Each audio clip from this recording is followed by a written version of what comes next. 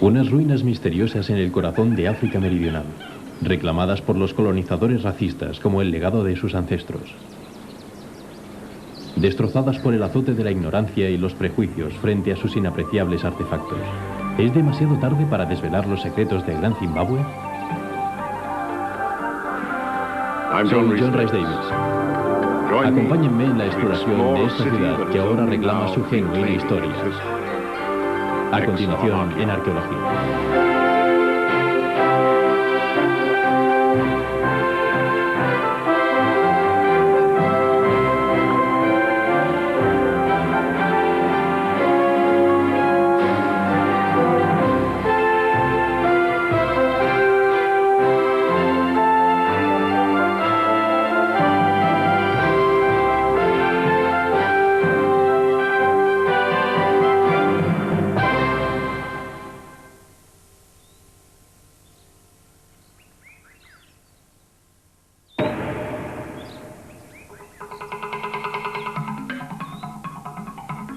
Sita en el altiplano de África Meridional, estos fantasmagóricos muros grises estuvieron abandonados durante siglos, antes de que el hombre blanco se fijara por primera vez en ellos.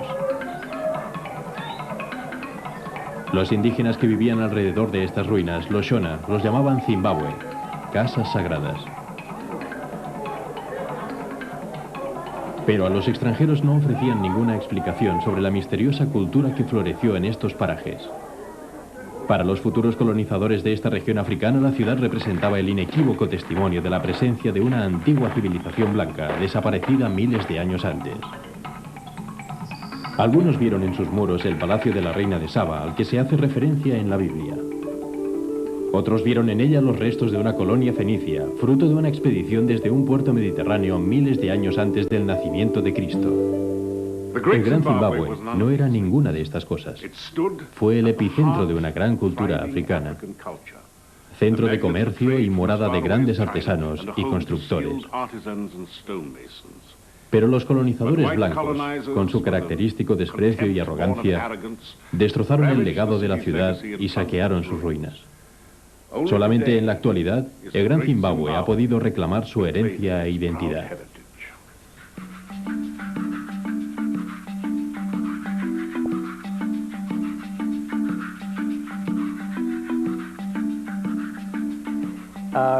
Desde un punto de vista científico, es una lección de abyección. Gran Zimbabue es probablemente el yacimiento arqueológico más saqueado y calumniado del mundo, y ha sido víctima de incorrectas especulaciones y de la destrucción física por parte de los colonizadores blancos de principios de siglo. Las castigadas pero todavía erectas murallas del Gran Zimbabue yacen en la entrada de un valle montañoso a unos 320 kilómetros al sur de la capital de Zimbabue, Harare.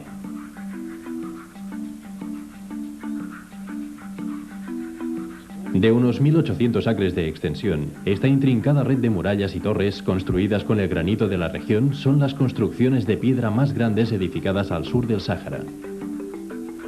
Lo más destacable de estas hermosas construcciones es que se realizaron sin cemento y aparentemente sin ningún plan arquitectónico preconcebido. Posiblemente fueron construidas de un modo similar al de las catedrales europeas, pero por personas inspiradas en un diseño que albergaban en su mente, sin proyectarlo sobre el papel.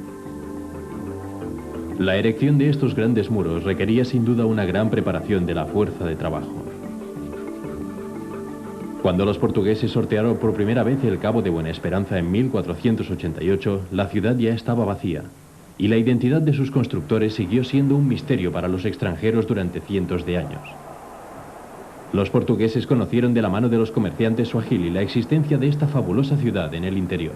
Estos europeos especularon sobre la posibilidad de que pudiera tratarse de la mítica capital de la reina de Saba.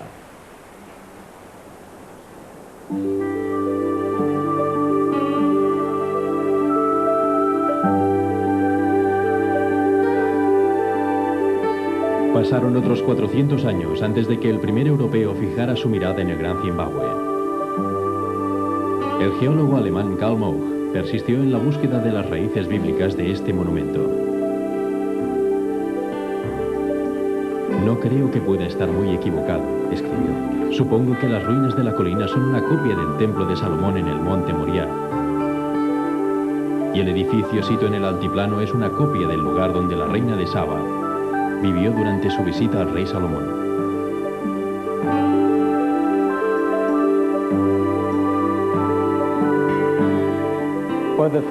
El hecho de que las construcciones en ruinas se asociaran con la Biblia era muy conveniente para los africanos. Daba un precedente histórico para la colonización, al igual que les proporcionaba una sanción bíblica para proceder con la colonización y explotación de los africanos.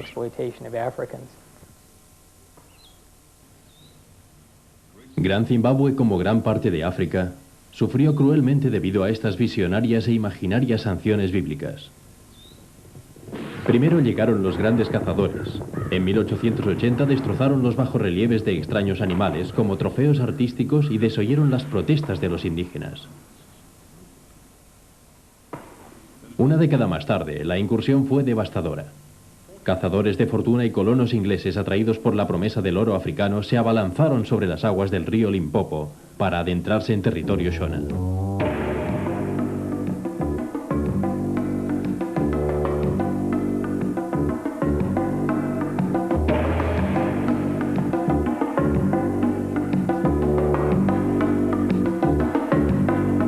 Cecil Rhodes, uno de los principales impulsores de este proceso de colonización, estaba obsesionado por probar que Gran Zimbabue había sido la capital de una antigua colonia fenicia. Si puso tanto empeño en esta empresa fue porque le interesaba establecer el origen extranjero de estos yacimientos y como justificación para la posterior explotación de la región minera que tanto codiciaban, pues su principal objetivo era apoderarse de estas minas. Como contrapunto a la desmesurada ambición que alimentaba a estos colonizadores, es curioso observar cómo el considerable volumen de la antigua explotación de estos recursos por parte de los mineros africanos había dejado prácticamente exhaustos los filones mucho antes de que llegaran los colonos, y su explotación no resultó muy beneficiosa. En 1902, un nuevo conservador fue destinado a las ruinas del Gran Zimbabue. El periodista Richard Hall. Fue bajo la dirección de Hall cuando las ruinas sufrieron el mayor expolio arqueológico. Se le ordenó expresamente que no excavara, pero Hall hizo caso omiso de tales indicaciones y, guiado por su instinto racista, emprendió la operación de limpieza que textualmente pretendía borrar la suciedad y la decadencia de la ocupación kafir en el yacimiento. Hall no tenía conocimientos arqueológicos, pero había dirigido anteriormente la compañía Ruinas Antiguas, una empresa colonial creada para expoliar todos los yacimientos arqueológicos de la región. Ansioso por encontrar signos de la ocupación fenicia, Hall despojó a todos estos lugares de sus artefactos africanos.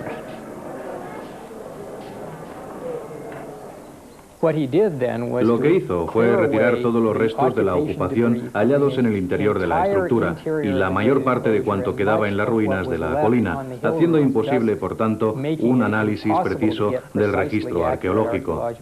La destrucción alcanzó también a otras ruinas. Gran parte de los artefactos terminaron en la oficina de Cecil Rhodes como souvenirs. El daño causado al yacimiento en conjunto fue muy perjudicial. En esta fotografía puedes observar la profundidad de los depósitos excavados por Hall. El árbol del centro y ese pilar pertenecen al nivel de ocupación correspondiente al periodo de construcción de la estructura de planta elíptica, tal y como fue encontrado por los europeos. El depósito tiene aproximadamente unos 2 metros de profundidad. Los estratos que lo constituyen fueron destrozados sistemáticamente. Aunque tardíamente, el pillaje de Hall no pasó desapercibido en Inglaterra. En 1906, y por primera vez, un arqueólogo cualificado tomó las riendas del proyecto.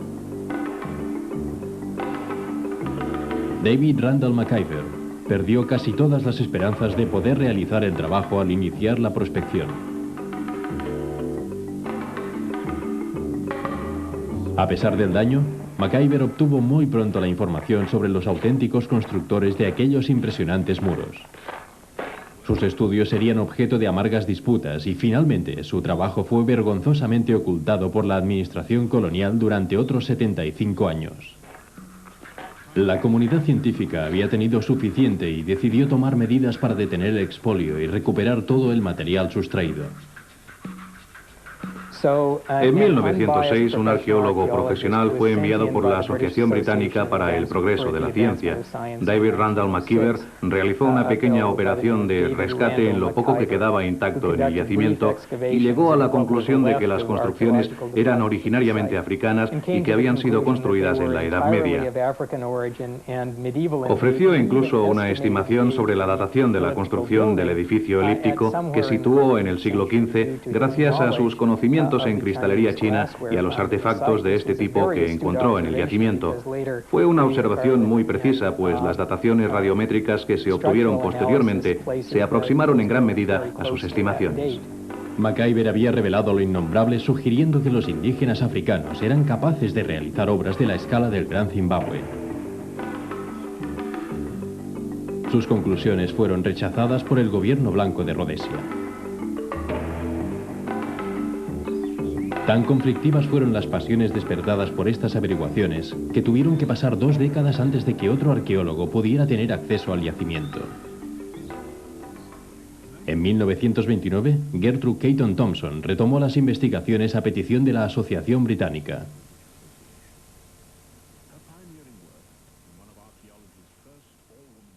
Sus estudios confirmaron las predicciones de McKeever. Cada uno de los artefactos encontrados era de origen africano y medieval. En sus propias palabras, pronto aborrecí la teoría de los fenicios.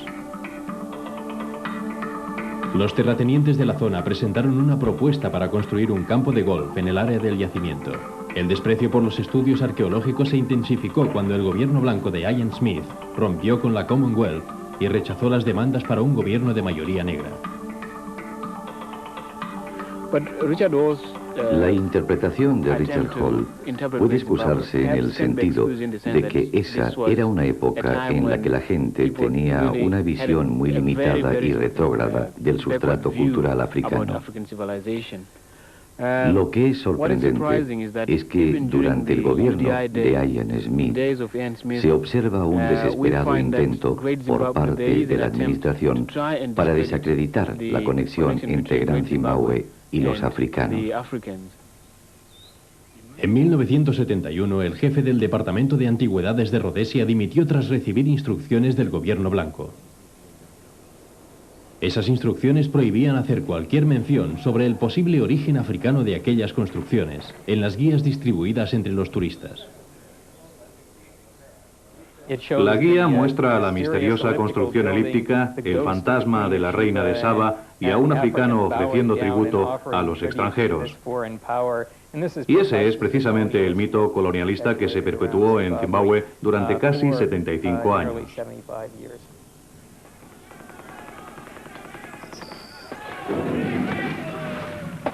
En 1980, tras una cruenta guerra civil, el gobierno de Rodesia se formó finalmente con mayoría negra.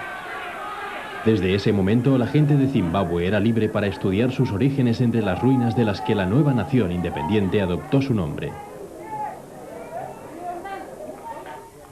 Lo que es importante es que ahora, por primera vez en los últimos 15 años, un grupo de estudiantes africanos está empezando a aprender las técnicas de excavación arqueológica y a realizar su propia lectura del registro arqueológico, aplicando su conocimiento de la cultura africana a dicho análisis, no solo en Zimbabue, sino en muchos otros países de los alrededores. Pero muchas cuestiones siguen sin resolverse. ¿Cuánto del pasado de Zimbabue puede reclamarse en relación con este legado arqueológico? Las primeras comunidades que se asentaron en el Gran Zimbabue eran ganaderos que llegaron en el año 350 a.C. Fueron atraídos hacia esas tierras por la abundancia de pastos y por el clima templado que les liberaba de las plagas provocadas por la mosca tsetse en las tierras bajas, la enfermedad del sueño. La razón por la que el Gran Zimbabue se convirtió en un gran centro urbano se debe principalmente a la riqueza acumulada por estos ganaderos. Diversas fuentes de información sugieren que los habitantes del Gran Zimbabue reservaban parte de su ganado para el comercio local. Las riquezas obtenidas con tales actividades hicieron posible el comercio con el exterior desde la costa este.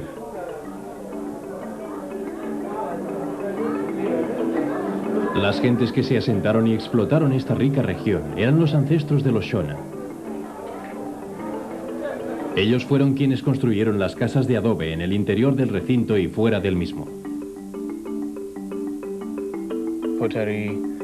La cerámica realizada durante el periodo Zimbabue es prácticamente idéntica a la que siguen haciendo los Shona en la actualidad. Esto constituye un signo inequívoco de que la unidad observada en la cultura material de la región permite inferir un casi evidente parentesco entre los Shona y sus ancestros. El yacimiento fue ocupado por primera vez alrededor del año 1900. De este periodo no se conoce ninguna construcción de piedra. Empezaron a utilizar este material a partir del año 1100. Desde esta fecha hasta el 1450, el yacimiento fue continuamente ocupado y pasó de ser una pequeña aldea a convertirse en un gran centro urbano. Los fragmentos de cerámica del período que comienza en el 1100 después de Cristo son una clara muestra del crecimiento que experimenta la ciudad como centro comercial. Hacia el 1300 los habitantes de esta región comerciaban principalmente con oro y marfil, siguiendo la ruta del río Sabi hasta la costa, intercambiándolos por joyas y porcelana que provenían de países tan lejanos como China. Lo que puedes observar aquí son muestras de cerámica árabe.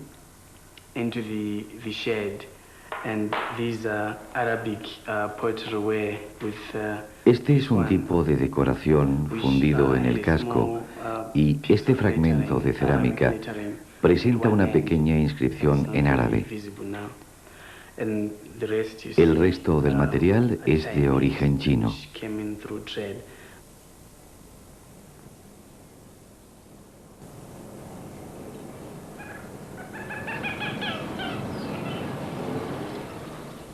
En el siglo XIV, a medida que Europa se iba acercando al final de la Edad Media, los señores del Gran Zimbabue empezaron a trabajar en su más célebre construcción, la Gran Muralla. Más reciente que las ruinas de las colinas, esta construcción es el testimonio del desarrollo y los conocimientos de esta antaño floreciente cultura. Por ejemplo, la entrada se encuentra en lo alto de la colina. La mayoría de ellas son entradas circulares. En el valle y dentro de la Gran Muralla, las entradas tienen una forma más cuadrada. Otro elemento común es la torre cónica, que se encuentra por todo el valle. Creo, sin embargo, que la introducción de este componente se da más adelante, cuando sus habitantes añaden nuevos elementos a medida que desarrollan sus técnicas de construcción. En esa etapa aumenta el número de posibilidades y recursos técnicos. Esto se observa sobre todo en la Gran Muralla, con las torres cónicas, así como en algunas de las complejas plataformas características del yacimiento. También aparece otro elemento muy característico de este periodo tardío, el concepto de la decoración. Los ornamentos son en esta época mucho más elaborados, como se observa en la parte posterior de la Gran Muralla.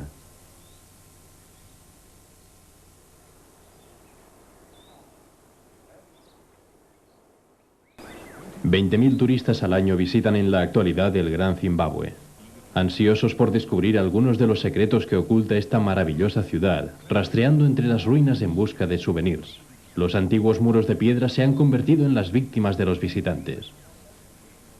Los conservadores del yacimiento han recurrido recientemente a la tecnología moderna para detener el deterioro de estos muros. En las zonas más frágiles, la superficie de cada piedra se marca y se registra a continuación en una computadora.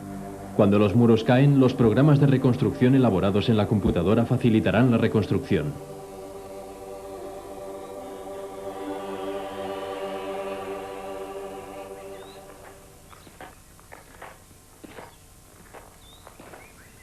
Bersik Dube hace una prospección de los muros para detectar cualquier defecto estructural, clasificando los muros en 3 categorías de vulnerabilidad. Los muros que normalmente colapsan son los clasificados en el grupo P. Los que integran el grupo R son generalmente muy pequeños y no suelen ser problemáticos, pero los del grupo anterior se derrumban constantemente debido a su peculiar disposición, a diferencia de los muros de estilo Q. ¿Por qué el Gran Zimbabue fue abandonado es todavía un misterio? En su apogeo, la ciudad llegó a albergar probablemente alrededor de unos 18.000 habitantes, casi tantos como en el Londres medieval. Los arqueólogos creen que Zimbabue, como muchas otras ciudades, no pudo sobrevivir a la superexplotación de sus recursos. Hubo una explotación muy intensa de la tierra que aceleró el proceso de erosión y la deforestación. Fue, en resumen, la explotación indiscriminada de todo el sistema medioambiental la que sin duda condujo a los habitantes del Gran Zimbabue a abandonar la ciudad. Lo que los habitantes de Zimbabue pueden haber entendido sobre sus orígenes queda fielmente expresado en las palabras de la arqueóloga Gertrude Caton Thompson.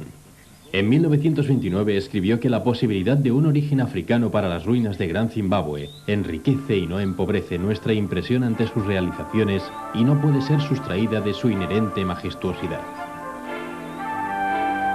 En el corazón de África, el Gran Zimbabue es un monumento a la poderosa civilización africana, que floreció mientras Europa se sumía en una de las etapas más oscuras de su historia.